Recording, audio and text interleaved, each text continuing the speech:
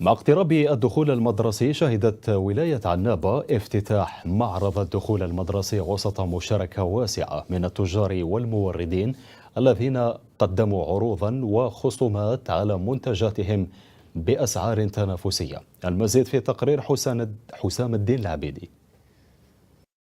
كل المنتوجات وكل الادوات المدرسيه وكل ما يحتاجه التلميذ للتمدرس هو موجود باسعار جد مقبوله، سواء مقارنه بالسنوات الفارطه او بمقارنه بما هو معمول في الاسواق العاديه.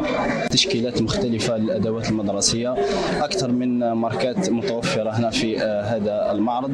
الاسعار طبعا كاين اسعار متوفره على حسب حاجية المواطنين، كذلك نحكيو على الوفرة الإنتاجية. كل هذا الأشياء إن شاء الله راح تلقاوها هنا في هذا المعرض. جيت باه نشري الأدوات، لقيت الكرطابلات ملاح والستيلاوات والبري طايح على العام اللي فات، كلش مليح لهنا. المعرض تاع اليوم راهو معرض يعني نجم نقولوا معرض فريمون في المستوى، يضم منتوج محلي فيه دي ديفيرون كاليتي، حيكون معرض يعني هو معرض في المتناول الجميع.